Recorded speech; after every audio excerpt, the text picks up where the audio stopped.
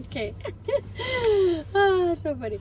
Okay, so we're back for part 2. So part 1 was before our meeting. We had a big meeting. It was successful. And now it's after the meeting. But because it's winter time, fall, winter, it's like not even that late out. It's what? 5:20. It's so dark. So we had to turn the light on. But we wanted to continue on the conversation that we were having earlier. It's so exciting. It is exciting. So exciting. We're sharing our life and our story and all the things. So part 2 of this. So exciting. Part 2. My deodorant. Oh my Lord. You're sweating. I mean, I don't know if it can smell me, but it's not like it's smell-o-vision, but. Smell-o-vision. Okay, so part 2. Part 1, we talked about Timmy's journey and all his entrepreneurial goings-ons. As he, you know, during our life together, because we've been together for literally our whole lives, pretty much. We've been together longer than we haven't. I thought this was a story time, not a horror story. Dun, dun. Okay, so now we're going to go into my entrepreneurial journey. I've always been an entrepreneur. Even from a young age, I've had an entrepreneurial mind. And it's not based on, like, knowledge or fact or study or learning anything. I've just always I always feel like you laugh at me when I talk. You always like secretly hide these thoughts in your head. Like I can see the thoughts. You see the monkeys jumping? Well, you can say what you think because I know you're gonna laugh at me. Well, you're saying it though. Okay, I'll keep going. You said education. I never had a formal education for entrepreneurialism, but from a young age, I've just always had it. I'm going to back it up right to when I was a kid. I remember, I wrote about this in my book, actually. If you want to find my book, it's on Amazon, Game Changer by Amy Murphy. From a young age, I remember wanting to, like, my parents were very modest growing up, so I wasn't just handed things willy-nilly. Mom always taught me to earn things. Like, you want something, you earn it. So, but she made it fun and easy for me in the fact that I needed money. What would I do? My go-to was to clean the cupboards. Even if the cupboards didn't need cleaning, I would be like, Mom, can I just rearrange the cupboards? Like, I'd ask, and she would oblige kindly, which is really sweet of her. But I learned that, okay, if I want money, I need to do something for money. So that taught me a little bit of that. So I was, I got creative, and I, even when the duty was done, I would be asking, can I rearrange it? What are you doing? I'm checking my stress levels on my watch. Okay. I thought you were timing me or something. So anyway, so there's that. Are you really stressed right now? I don't know. We're going to have to wait for the watch to tell me. Show them what it says. Is it like raising? It's going up. Well, no, it's a percentage. It's almost done. It's at 83%. Oh, I thought your stress level was rising. 90%. Oh, 100%. What's it say? Am I stressed? Stress level is, what does it say? I don't know. Just continue. Okay. So at a young age, I learned that. When it comes to jobs, I never had a job. Tim actually made me get my first job. I was 16. You're going way back? Well, I'm just touching a little bit on the past. Like, at 16 years old, Tim was like, you should get a job. And I was like, okay. And then I worked at a pizza place. And then I started getting little jobs here and there, figure skating shop and sports stores, because I figure skated, all these things. So, like, I had little jobs as I went along. But when I was about 16... I'm low stressed right now. Good. That's good to know. Super low. I'm the lowest stress I can be. You're so low as you can get. So mellow. This is good. Let's see by the end of this podcast if it goes up. I'm mellow like Jello over here. Okay, cool. So he's chilling. That's good. And so... I've always had jobs. And once Tim got me into the workforce of getting jobs, then you couldn't stop me from working. Remember, I had like 5 jobs at one time. I think I had like 5 jobs, like clothing stores, bars and restaurants. As I got older, like I always had jobs. And then when I got into modeling, it was modeling that got me into like promotions and jobs like that, like promo girls and stuff. Then I started thinking, well, instead of me being hired out by a company, what if I had my own company? So I started my own promo agency called Amy Style Promotions. Like, hey, wait a minute. If he's paying me $20 an hour, yeah, how much is he getting paid? Right. And then I thought, well, if I scaled this and you needed more people, I could get paid off all the models too.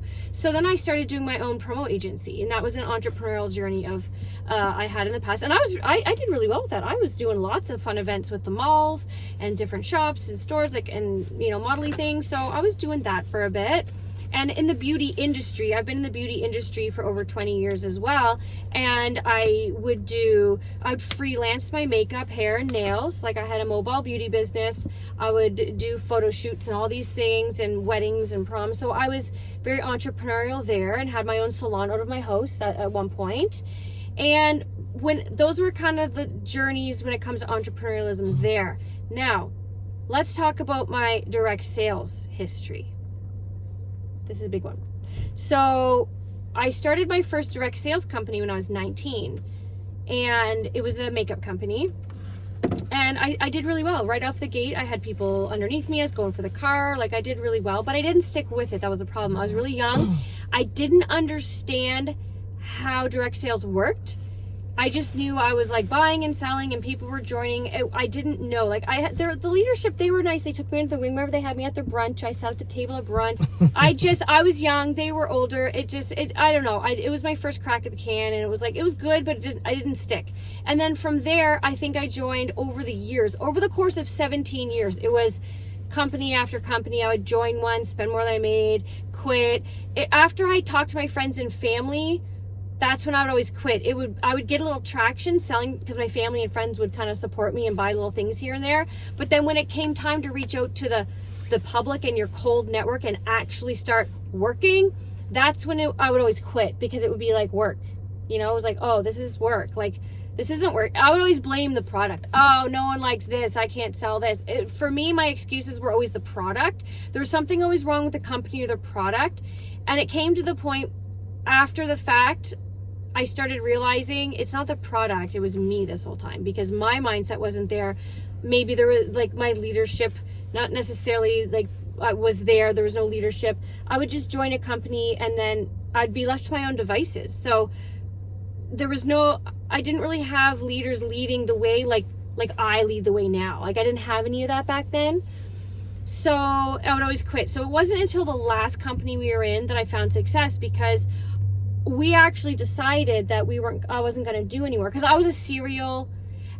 Actually, now that we're reflecting back on Tim's journey, he's been in at least half as many as I've been in. So he doesn't even have a leg to stand on now that we reflect back. We forgot all the little. Like a quarter. Okay, a quarter. Anyways, he's done a lot and he didn't realize it. But, I did quite a few. But when I decided to go into the last company, I did it without him knowing because we had this conversation that we needed to save money, and one of the strategies was if I stopped joining those network marketing things, then we could save a lot of money.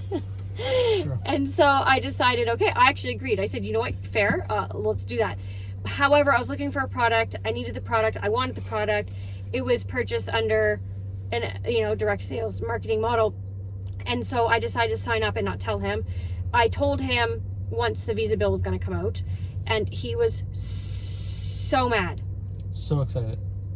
He was so mad, you guys. So excited. No. I'm just so excited. It was a fight of all fights because at first it was just like, oh, I know what you're doing here. I just wanted to put her on a pedestal. Hold her up here. Did you though? Is that really what you wanted to do? I think so. Because you didn't. Oh. You threw me off the pedestal. Oh. You're like, no one's gonna believe you. You sold everything under the sun. Good luck with that. Blah, blah, it's funny how you remember things different, but that's okay. You said those words. You said those words. Okay, I did. You said those words. Because those words stuck with me because they made me mad. Because I just signed up for the discount. I wanted the good deal. And I genuinely was signing up for the discount and wanted the deal. But you saw it as I was starting a new company again after I said I wouldn't, and we need money. I can't believe you're doing this. And so you were just jumping the gun and getting really mad. So I got my defenses up because I'm an Aries and I'm fiery. And of course, you're gonna back me up. I'll back. So I said, well, I wasn't gonna work this business. I just wanted the discount. But now that you're telling me I can't and that no one's gonna believe me, I'm gonna do it. And he looked at me and he was just like, go ahead, just don't talk to me about it. And I said, fine. I said, I'll make you a deal. If I don't make it in this company, I'll never do another one again, I promise. Right? Do you remember that? I do. I said that. I do. And so he goes, fine, whatever. He went upstairs and I went downstairs and I started working my business. And I was pregnant. I had to go on bed rest. I was doing nails at the time out of my home. I stopped doing nails. I laid on the couch 24/7 and just started building. And that was crazy times. Like, that was crazy times. Yeah. You never left the coach. I never left the coach. It wasn't until you hit second from the top. Well, that I finally emerged. No, I mean, like, around third from the top or second from the top tier, pay tier, that was when you decided we needed to get a nanny because you just had given birth. We had an infant. We had 2 young boys running around. Yeah. That's when you realized you're at breaking point. We had to hire help. Yeah, we hired a nanny to help us with the host and a housekeeper and a nanny. Yeah, we had both running. That was at the time heyday, super busy, super building. It was crazy times. But I ended up making it in the company. I ended up making it to the top income earner for like 6-7 years straight. Number 1 income earner, literally all in Canada. And I stayed there for a while. And upon leaving, I was still there. I chose to leave. We can get into that. Yeah, that's funny. We can get into that. What? I was just reflecting on the fact that when we had a nanny, I know it's kind of taking the conversation backwards, yeah. But because we were co-sleeping with our baby. Right. Oh yeah, she'd come in the morning and take the baby. We'd give her a key to the house, so she'd come in at 7:30, open her door, come into her bedroom, pick up her baby at 7:30, and leave the room. So we that could is sleep, funny. So we could sleep. So we could keep sleeping because we worked so hard all the time. Yeah. Yeah, she'd come take the baby out of the bed. It's funny how that was our normal, but when I articulate that, it sounds crazy. I know. A stranger's coming in your house. She wasn't a stranger to us. She became family. She became family and a friend of ours. But yeah. At the time, a stranger would walk in her house, turn the key, open it up, open the door to her bedroom, come in, reach in between us, grab a baby, and leave. Yeah. And then go on the day. And she'd take the kids to preschool and play with them and do all the things. And then we wouldn't see our kids until she'd put them to bed. She'd feed them, put them to bed. And it was like... Was it really that long of a day? It was so long of a day. She'd put them all to bed. It was crazy. It was crazy times. We really worked hard at building what we did. And so I know I made that deal to Tim. I said, if I don't make it in this company, I'll never do another one again. However, I made it in this company. So now all bets are off, really. The game changed. And the funny thing is, I did mean it.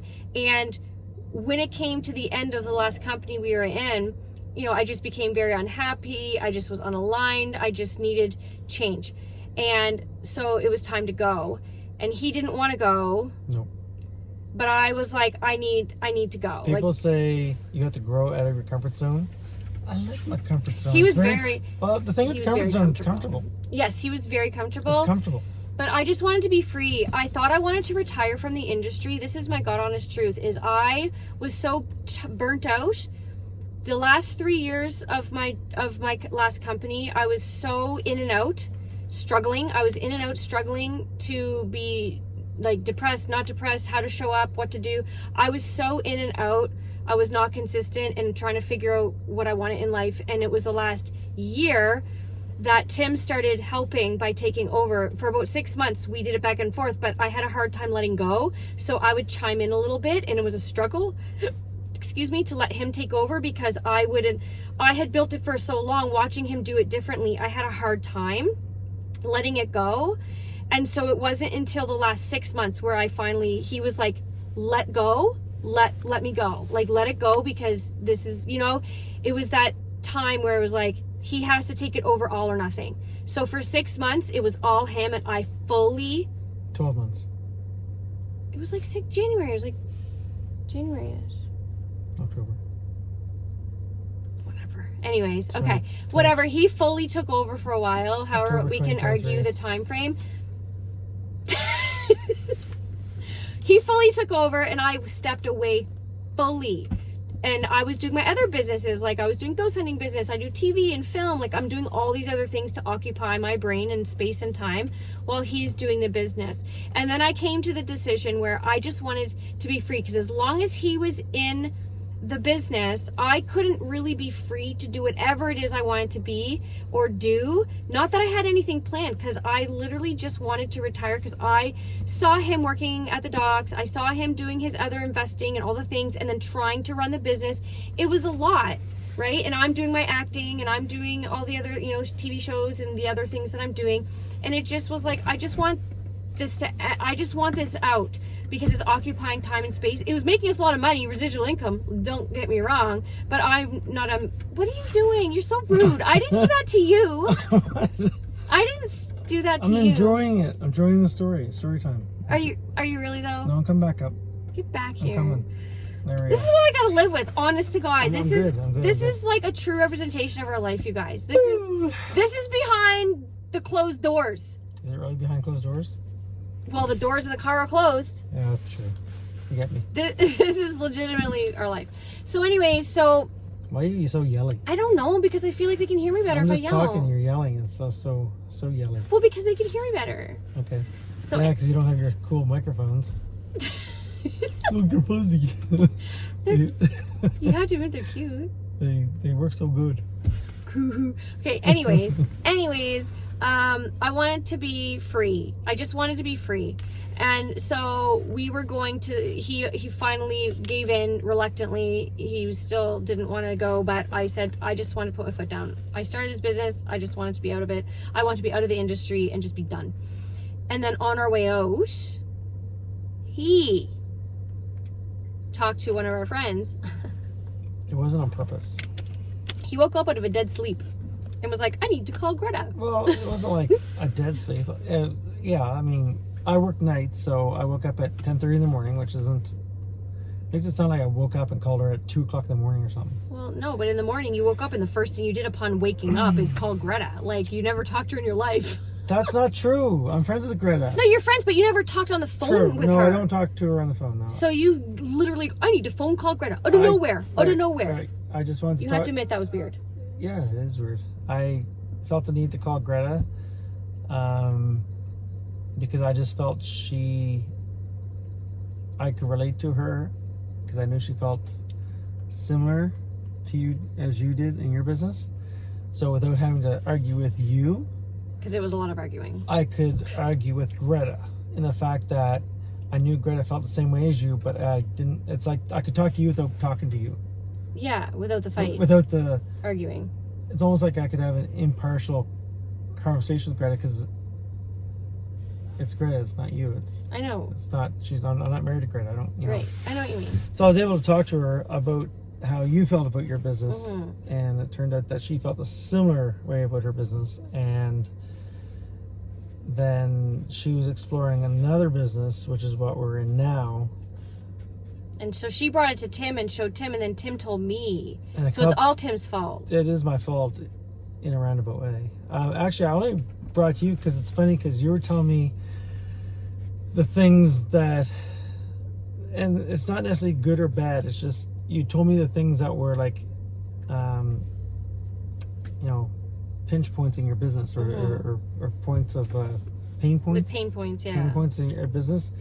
And the business that Greta was referring to solved those pain points. They were solutions to those pain points. So out of jest, or out of like just conversation, I joked with you about it. And then joke's on you. The joke was on me. It was very much on me. So I'm not sure what prompted me to call Greta. She was exploring this other company the same time, or just before I called her, like just within days.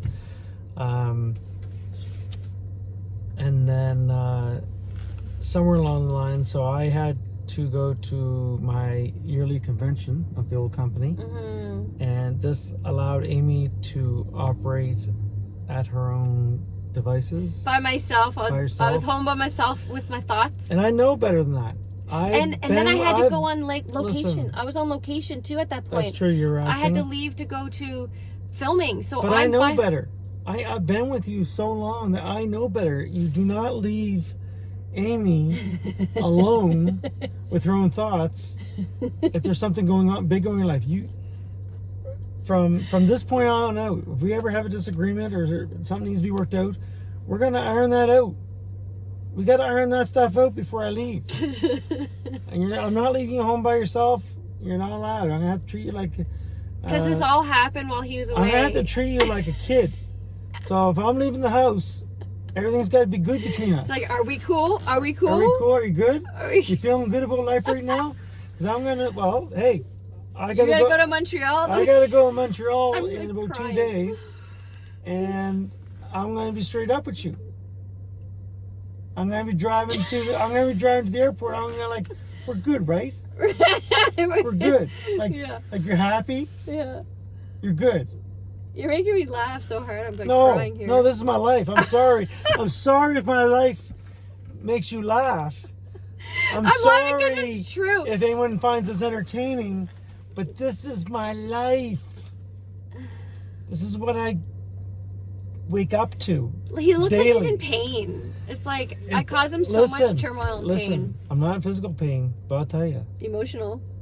there is some emotional Damage! Emotional damage. Yeah, so, yeah. So anyway. So this all went down. I'm away. He's away in So Orlando. yes, it was- I'm on location filming. It was prompted So- by me, but you know, it wouldn't change. It would have changed the trajectory of where we were going, but the fact that you were done doing what it was you're doing with the, I was the done. company you're doing it with, Yeah. you were done in your head regardless. Yeah. The outcome would have been slightly different, and as it turned out, and I can't believe I'm saying this, but as it turned out, I'm sort of happy with the outcome. Okay. Because Okay, keep going. well, it kind of stems from the happy wife, happy life scenario. But honestly, if I had kept going with the old company, she still would have been miserable, and she would not have been able to become the person she always was. I was about to say she wouldn't be able to become the person she is today, but that's a fallacy. She wouldn't be able to rediscover the person she was when she started the first business. Because the last 3 years, I was not me. And it's actually 3+ years. We're kind of like Yeah. being really conservative because it's been a gradual process, but a really heavy concentration in the last 3 years. So, and at the end of the day, I look at it as like, could I have been comfortable in the last business? Well, yeah. Well, that would depend on the longevity of the last business. That would depend on that. But But if everything kept going the way it was, would I have been happy? As a provider, I would have been happy because my sole purpose and my purpose I've always felt my purpose is to just provide.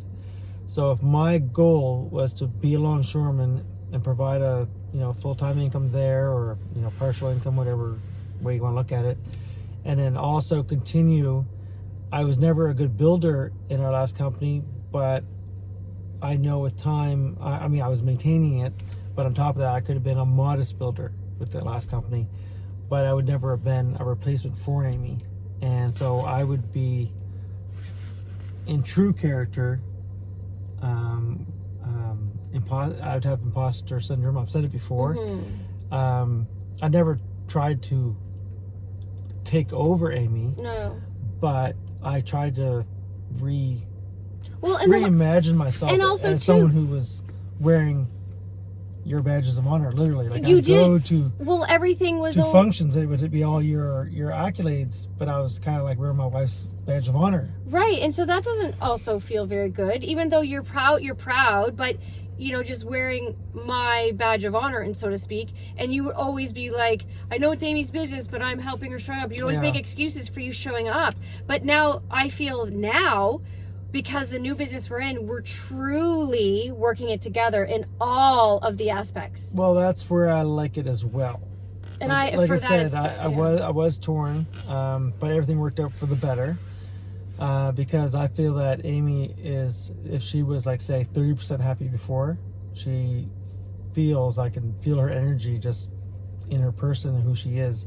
She's 100% happy now. And because of that, I might have been 70% happy in my previous situation, in my work-life situation, and now I am 71% happier. No, I'm just only joking. 71. I was taking it for a loop. No, I mean, I'll never admit that I'm 100% happy anytime. You know that.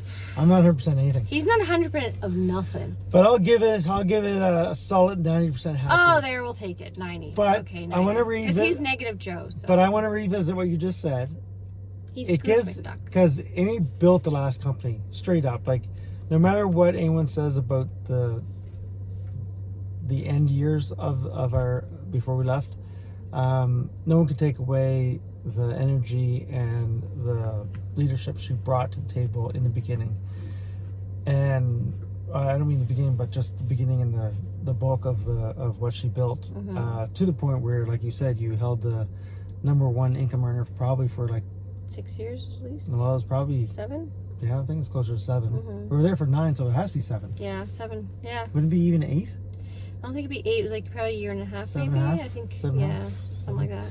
And so she already created her legacy. That was already done. And so no matter what I did from that point on, I would never be able to, I don't know, I even want to say match it because it's not competition, but I would never be able to shine in the same light.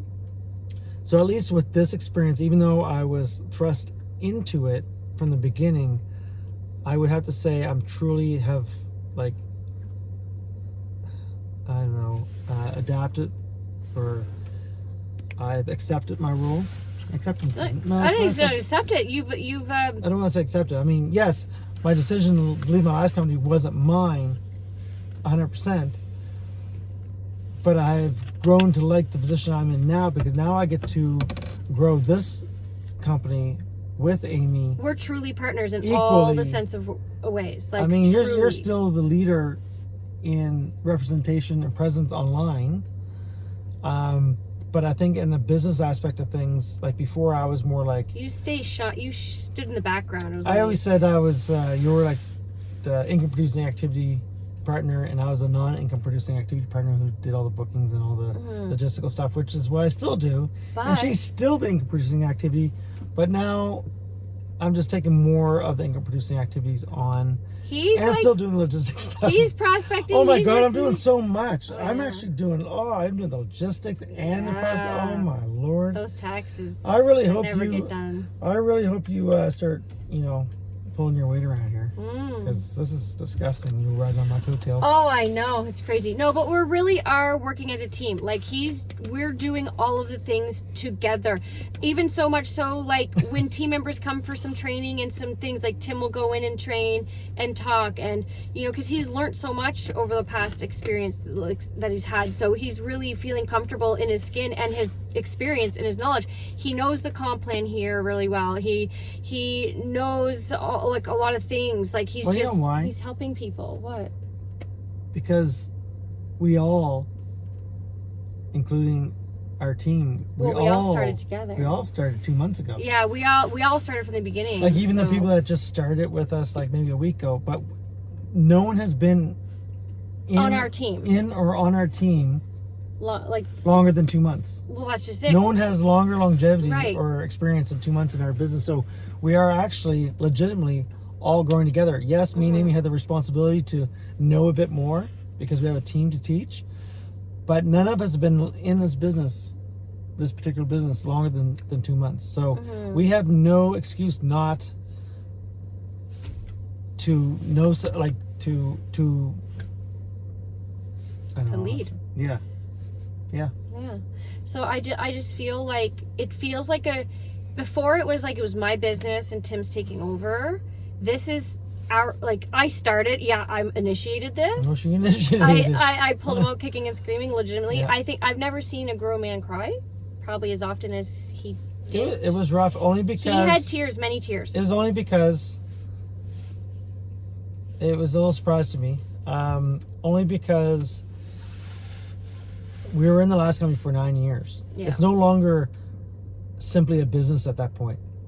Because when you build a business, especially in network marketing, you'll hear this many times. You're not building a business, you're building relationships. It's true. But once you get so many relationships built and you get so much built in your business, it becomes a lot about numbers, and then the relationships kind of, they're there, but you take them for granted. They just become part of the business. And then when you try to separate the business from the person, it's really easy to take away the numbers. Like, okay, you make X amount of dollars. Now you're not making X amount of dollars. You just accept that. But what you don't see is the emotional tear in the fabric of relationships that you're tearing apart. It doesn't have to be that way. As a matter of fact, I still talk to a lot of the people that I was friends with. And one of the good things I found out too is you learned very quickly which friendships were like rooted in like admiration and respect, and then you also learn which relationships were simply transactional. Like there would be people that would be our friends simply because of the position we held, and then once we weren't holding that position anymore, that friendship kind of fell apart. Luckily, those were few and far between, but it still was an interesting life lesson. You don't really learn that lesson through a book. Like you can read about it. We've all seen it in television shows, but you don't really internalize it till it happens to you. Yeah. It was a hard journey. It was a hard part of the journey to let go and to But here's the thing. Go through it. Relationships are not finite. Like I know. I lost some friendships. I maintained even more. But now that we're in a new company, we realize we're making lots too. We like these people, I wanted not to like them. I'll be honest. I didn't want to like them. I had my friends. I know Tim was he does not like change. There was these strangers in our new company that I should be friends with, but you know, in a way they were my competitors, in a way, because I was in a different company, and I was like, I don't want to like these people, and they're very. Awesome. I underestimate them. Our team's awesome. I'm just gonna say they're awesome. Our team's awesome. Our sidelines are awesome. And it's true. I love our company. But it's not about the company though. I mean, yes, we're all part of the same company. Yeah.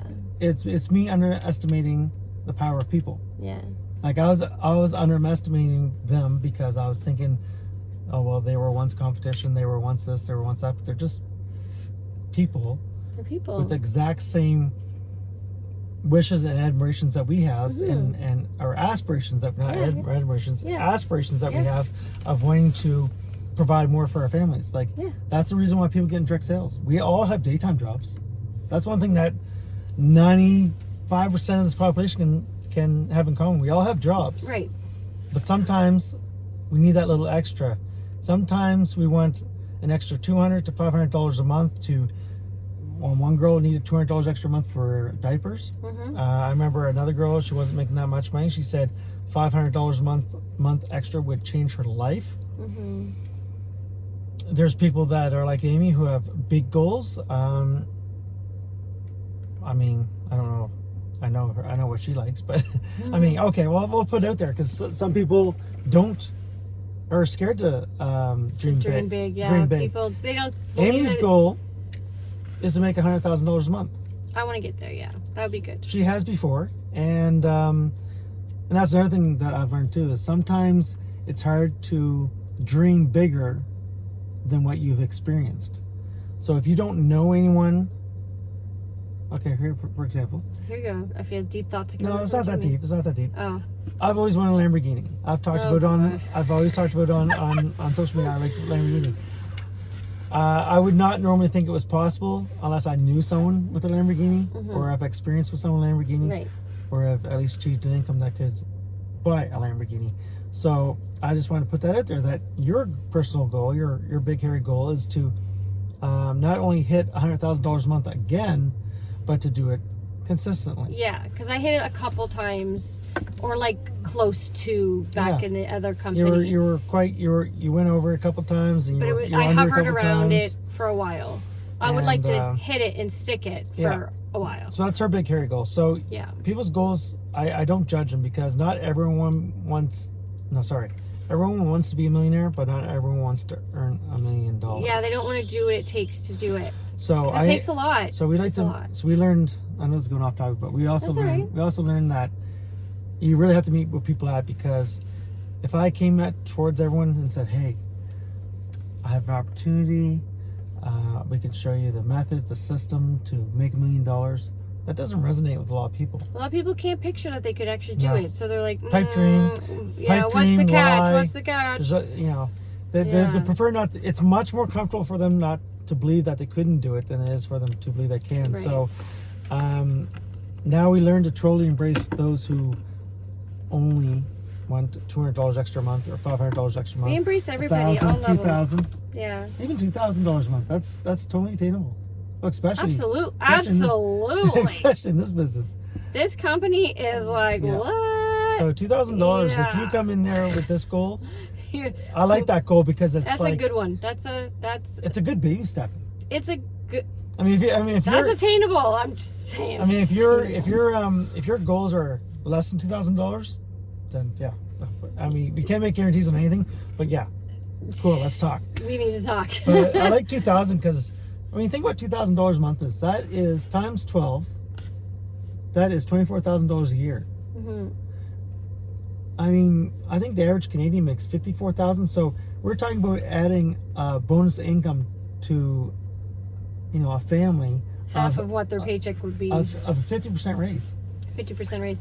Yeah. That's crazy. Yeah. Imagine someone making $54,000 and we say, hey, by the way, we're going to show you how to make $2,000 more a month on top of what you're currently doing without interrupting what your daytime job. Mm-hmm.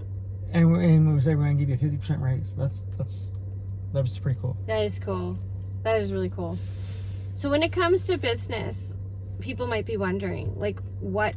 Because now we work it together, right? We work together. What is each of our duties? Like, let's let people know behind closed doors, what is the duties exactly? When you say, oh, Amy does this and I do this, it's a very blanket statement. What is those duties to people? Like, so people can understand how I'm glad you talked about that, because one of the questions I got asked most, because most people know my journey, quickly recapping, I was a disapproving husband, I was the accepting husband, I was the husband who helped out a little, I was the husband who helped a lot, and then I was the husband who took over. So I've experienced it all. And then didn't want to leave. I experienced the full spectrum. Yeah. And one question I got a lot was, how can I get my husband to help? Right, Or you get that a lot. How can I get my husband to see it like you do? All versions of that, different versions. Mm-hmm. I'll address that later because that's more than a sentence. Okay. But in this video or another video? No, I think another time. Like we'll talk about. We can do another topic. Yeah. We have so much to talk about, you guys. I hope you keep because that's really back. important. That's really important. Spousal help is important because there's more often than not, it's the husbands who are disapproving of what their wives doing. Mm-hmm. And usually it's not that they're disapproving of what they are attempting to do. It's more of they disapprove of the time spent away from them. Mm-hmm. And it's time away from them where you're doing something they don't understand. Mm-hmm. And just so you know, we wrote a guidebook. We wrote a really extensive guidebook on how to support your spouse in network marketing. It's on our website, everythingamy.ca. Go to the Tim and Amy tab. Boom, right there. You can download it. It's free. I just feel really sketchy because I don't know if people know, but we're not sketchy. We're sketchy. We're sitting We're here. charging our car again. We're charging the car again because we went for a long distance. I like driving the Jag, so Yeah. I don't mind. It's just part of what Fully we do. electric, not a hybrid. We don't normally do podcasts while we're charging. We normally go grab lunch. But we just ate, so. I'm just laughing because we have the spotlight on us in the car in a very busy parking lot where I think there's a convention going on right now at the hotel behind us. And people are driving by me. They're probably like wondering, what are they doing? I don't know if they're looking for the charger that we're using or if they're wondering we're just parked here taking up space or... This is or if we're on a TV show that they want to be a part of. I don't know what's going on. They don't know what's going on. We know what's going on. They don't. We're sketchy AF. We're sketchy. We'll see if we get a knock on the window. But anyways, so yes. That guy up there. Oh, he's knocking at you. Oh, someone's coming to talk to us. Okay, one sec. I'll leave you to it. Okay. What's up? Oh, this guy wants to talk. People like our car. It gets a lot of attention. It's about 4.5 seconds for 60. And I found out with that Mustang, you leave it in neutral, and you mash your foot to the floor and click it in. Is that what you got there? Yeah. Let's talk about our car. Are you waiting for this? No. Oh, okay. It's at 70-something. Oh, okay. Okay, just checking. Right on. Man, that was nice. Thanks. Thank you. Just He liked our car. the guy liked our car. I wouldn't know how fast it was. Okay, so we were talking about Squirrel. He squirreled, not me. he squirreled, not us. So you were gonna say about helping, like what the duties and how to help each other and. Well, I think that would be a topic on its own because Okay, we let's delve do in that. because we talk about how we work together. We talk about. I think there needs to be discussions about the expectations of the wife or what they expect from the husband, what the husband expects from the wife. True. And then we got to talk about the incremental changes of help. Like I said, from the disapproving husband, maybe just turning him from hating what you're doing to acceptance. Yeah. Maybe turning acceptance, what it looks like to turn acceptance to support. Support. Like, and I mean by support at the very smallest level, like maybe doing the dishes one day or helping the kids go to bed. Anything that allows you to do what you did. Right. And then what maybe again what leads into more support and to heavy support, and then hopefully you don't have to get into the situation where you have to take over. I think that was kind of a unique situation to us. But as much pain as it was to do it, and how much pain it probably was to our old team to have it done, well, I can't say done to them, but to experience it with us. There is regret. There's regret there on how we left. It wasn't handled properly, and we admit that. It wasn't, because it happened so fast and we didn't plan it. It was more of a argument and conversation between us. We weren't really concerned outwardly how it would affect other people. Yeah, because it was something we were dealing with together. So what people don't understand is that, like, a lot of people personalized the decision against themselves because we've developed relationships with people, so they take it personally. But it wasn't personal because it was very extensive. It was a hard decision. It was one of the hardest things we've ever done in our life. I remember just gut-wrenching, bawling my eyes out, just not sure if I made the right decision, scared beyond what did I do. I was worried and scared, but I had faith that I knew it was the right thing to do, whether it was like gonna mess up our life, it was the biggest mistake of life or not. I didn't know. I knew nothing. I just knew it was what I had to do. I had to follow through with it for whatever reason. You know how I got over it? How? Well, you're not really ever over it, but how are you coping? Oh no, I have my moments. I mean, I love where we're at. I love our new team. I love what we're doing, but there's always gonna be part of me, like you have blips once in a while. Every fourth or fifth day, I might have I just mourn what was once. Yeah. Or once was. Yeah, I agree. That's just a relationship thing. Yeah. Because it takes a long time to grieve and something that you've lost. 9 years is a long time to be. But what I was gonna say is the thing that really got me over is that, okay, so, we spent our, from birth to 20, we're pretty much in our home environment. We're the person that we're the person our parents make us to be, like in our household. And then we have our more, wind down years of like 60 to death. So, oh, sorry, I didn't mean to say death. So really, we have. Go, son? What's that? You said death. You want to go on to go, son? No. So right in the middle, we have our years between 20 and 40. Those are our active years. We spent almost a decade in one company, which is a quarter of our active core years of our active years. life, our active life. Yeah. Because, like I said, the 20 to birth is you're developing into your human, your who you are, developing yourself, and then I just assume I'm not there yet, but when you're 60 and above, you're winding down in life. You've done all your active growing. You're more or less settling into the life that you have created. So I'm thinking, so you got these 40 years, and we spent 10 of them in one company, and we only get one life. I know this is very profound, but he's getting deep here. Getting deep. But we have one life. Yes. And most of us believe that we only get this one, and there's no do-over. So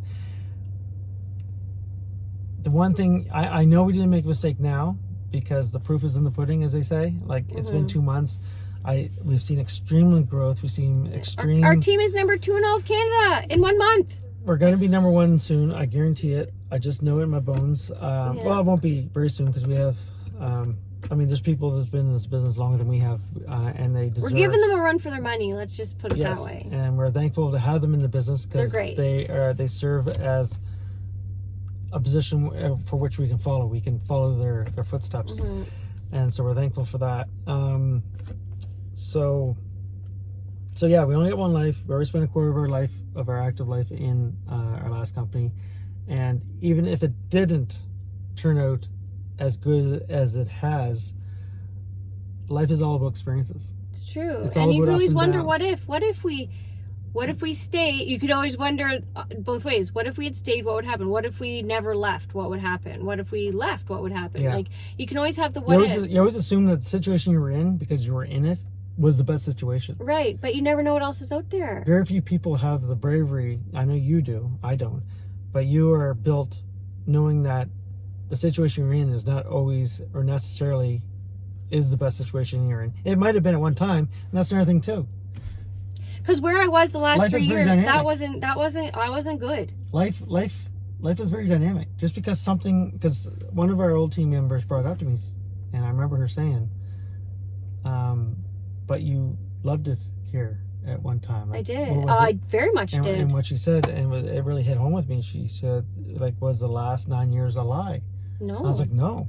The last 9 years were as legitimate as any years ever in my life. Absolutely. It's just, the problem is, life is dynamic. Life which means changes. It changes. People and fluctuates. change. Life change. Environments change. What was once awesome became less awesome for us. For us, yeah. Well, for you. For me. And, well, for you too, because I was not me. I was living a shell of me and a horrible version of me, and it was causing strain on us. And while I wasn't a shell, I have to say I've come out of my shell. I was able to. I know, you really have. I was able to reinvent myself into the person I wanted to be. And Tim's really come out of his shell. Like, he's been speaking. He's going by himself doing a speaking. You're speaking by yourself on Sunday. Yeah, going to like, Montreal next and Sunday. that's what he had dreams of doing that and being appreciated and celebrated. He's getting that here. They're really putting him on the stage and they're giving him a voice. He's doing what he always wanted to do, and it just, for whatever reason, just didn't happen in the other company. So he's really having some moments of, like, I think that we put a lot of the last journey on me because I went through such a transition, and it was like, a lot of it was my decision, yes.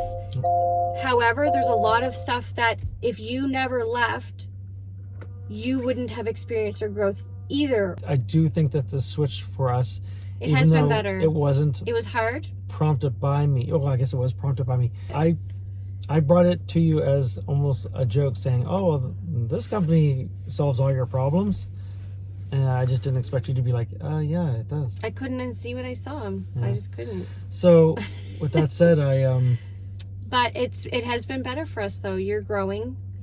We're working together better than ever. Because before, whenever he would try to share things with me and try to, like, hey, maybe we could do this, I would be resistant and be like, nope, it's my way or the highway. I was so, because it was my company, my business. It was like, this is all me. Well, you know why? We just talked about this on the way. Yeah, to we here. touched on this a minute ago.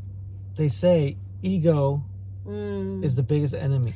I think because I'm not an egotistical No, you're person, not. but You're I really think not. between us, I had an ego. There might have been a psychological barrier in there. That was ego, and it affects me too, and on different levels. Well, maybe my barrier when it comes to ego was the fact that I didn't want to give up the last company because we were at the top of the company, and to give that up would mean we have to go to the bottom. It would mean going to the bottom of the next company, and on a subconscious level, maybe accepting defeat. I don't know. I don't know. I mean, not defeat from an external Because locus. you quit and you left and you feel like that's a loss. Because if you stay on top, you're like a winner. You're a winner. And it's an ego thing. But if you're doing things truly for yourself, which is what you do, you respond to what's best for you in that, like, or what's best for us. Yeah. And you don't care about the external opinions where. No. And I typically don't care about what other people think generally on the surface, but I guess there's a certain level that we all do care what people think. I was okay to humble myself and go down to zero because I believed in what I saw and I know what I'm capable of. So I'm like, I can do this again because I'm choosing this. Because if I didn't want to do it again, I would have just stayed where I was at and let him go, right? I would have just been like, I'm going to just keep coasting over here and do my own thing while you continue on. But I knew that there was more in me, right? Like when I saw this, It was only because I saw this and I saw the possibility with this. In other words, I wasn't looking for any other company. I was not. For a brief second, I was going nowhere. when you first said you're going to do this, the only thing I was scared about is because in the last company, she would try to come back, and I wouldn't say she tried to come back. I was actually in the background, like not forcing her, like every forcing time her. I'd have the spurts of like, I'm back, And then I'm back. she'd come back because she'd find a spark. We always could find a spark in anything Find those little we do, sparks, whether it's in yeah. relationships or whether it's in business. You can find a spark and embrace that spark, but if it's not truly ignited, it won't It last. didn't. They always fizzled. And so Tim got worried when I said I want Right. to do this. He was like, So I was like, we're gonna give up all that money for and your all little that. spark to not hit, right? You're Like gonna give up this. She had a unique organization. It basically encompassed like 90% of Canada, and she was Solid. at the top of that of that business she had built, and it was very solid. yeah. So to give up something so solidified, like I really think this is a debatable topic, but I think your business was one of the more solid businesses in our last organization. I think it was. I mean, It was it has to be inarguably one of the strongest. Yeah. I had to say because no one 'cause can. we've seen- No one can. through all the argue that. business cycles I've seen businesses crumble. Yours It did was not going anywhere. It was. No. It was solid. It was a solid business. So for her to Yeah. give that up, I was so scared. It's fine. If I could guarantee that she'd be happy when she left, then in a way, I could accept that. But what I was so scared of is that she'd give up something that she worked so hard for and was so lucrative for something that was just Fleeting, like maybe. fleeting, yeah. And then she'd wake up one morning and it's like, you know what? No, I really do want to retire. But here's the big but. Is that while I was worried about that for the first, it was really only 2 weeks. It was really only 2 weeks where I actually felt like that, because it wasn't long before I realized you were up at 6:30 in the morning texting away, just like you were back when you started the first company. You were texting away at 6:30 in the morning. Like, that's what I wake up to. I hate it. I hate it with a passion, because I just don't want to wake up to someone texting. It's very distracting with the LED light and just texting. I know. But I knew it's because she got her passion back. I know the passion's there. I know it's not a fleeting moment. She's engaged. She's excited. What's exciting her this time is she already mentioned before. Oh no, you did in a previous live, but she said, the first time was for her. Like she got into the last company because there was a promise of something better. Yeah, and the last company, it was a mission for me to prove myself, because I failed so many times, and I was like, I'm going to make it in this company to prove to you that I can do it and to prove to myself. It was all a self-mission, right? I'm going to do this, I'm going to make this money, and we made almost $5 million. Like, we were literally $150,000 short of making 5 million Canadian. 120. So I can't think I of it. proved it. It was all about, for me, it was all about me. It was like me, I'm doing this, right? So that's why a lot of it, I didn't want him to. Well, it's all self-centered. There's a lot of people that made a lot of money with you along the way. It wasn't just about you. No, we helped people do things, but the core mission was to prove that I could do It was this. to hit the top of the company. Hit the cup, and It then was hit the to hit the $1 million, million. and then multi-million. There was an underlying mission It of was like self-serving prophecy, right? It was like, I need to succeed. What I do need they to call it succeed. when something happens on the side, like the side effect? The side effect. The side effect of you building business was Other people. Other people made a lot of money as well. You know, we had lots of $1 million earners underneath us. But We had this one, you're 15. really engaged because you're bringing on anyone and everyone that wants to work with you. That's the great part, is the people that are coming to you now are the people that are coming to you because they want to work with you. They want to work with me, and The product is great. Oh, the But product's what I'm hearing from the next room, and because sometimes she has them on speakerphone, is I hear, I don't know what you're doing, but I know it's going to be great, and I want to partner with you. yeah. That's the common thing. Yes, our products are great. This time around, it's for the people. I want to help the people, because I can retire on our investments if I wanted to. I just mean that what's running me, what's fueling me, is helping the people. People are they're succeeding and they're getting their breakthroughs, and that makes me so happy, beyond happy, and that fuels me up. I'm really, really digging into each individual journey of each individual team member and helping them, and not just scaling and like mass group, you know, like put everyone in a group and mass train. Like I'm literally digging into each of my front line and down the lines. Like I really want to make this personal for everybody, not just about me. It's like I'm helping everybody, and I'm filled beyond. I feel like old me back again in 2015, 16. Like I feel like I'm back again, and I get excited every day to wake up and to like share and do content and help. And like I'm tired at the end of the day. I crash, but I'm a good tired. It's like I feel fulfilled. I feel like this is what I'm meant to do. And for the first time in a long time, especially when I said I wanted to leave network marketing, I actually said to myself, because I doubted myself. Like I want to cry. I doubted myself the last couple of years that I was a good leader, because I felt in such a place where I wasn't living up to my potential, and I was so defeated and I was so depressed, and I questioned am I even good at this? Like but it was like when I came back and I'm doing this, I re-solidified I'm damn good at this. Like this is what I'm meant to do. This is my career, and I'm proud. You know, it's not just a side gig for me. This is my career, and I love it. I love it. For the first time in my 27 years of being in network marketing, I just came to the realization after leaving my last company, coming here, I finally realized I am a good leader, and I really love this business. Yeah. I love network marketing. It can help so many people at all different levels. You know, anyone that wants to learn can learn. And that, for me, I advocate for those the underdogs, the newbies, the people that are struggling, have breakthroughs. That's where I shine. I love everybody, but like I feel really passionate about the underdogs and the people that are struggling, you know, in the lower levels. Like, let's get you going. Let's build you up and grow. To me, that's more rewarding, to take somebody that has no experience, you know, and then like they start learning and then they start having success. How amazing is that, to be a part of someone's journey? I love that. It lights me up. And so anyway, so I'm just really, really happy. I found my happy again. I truly feel in my heart I'm where I'm supposed to be here. And it was the hardest thing to come to get to here.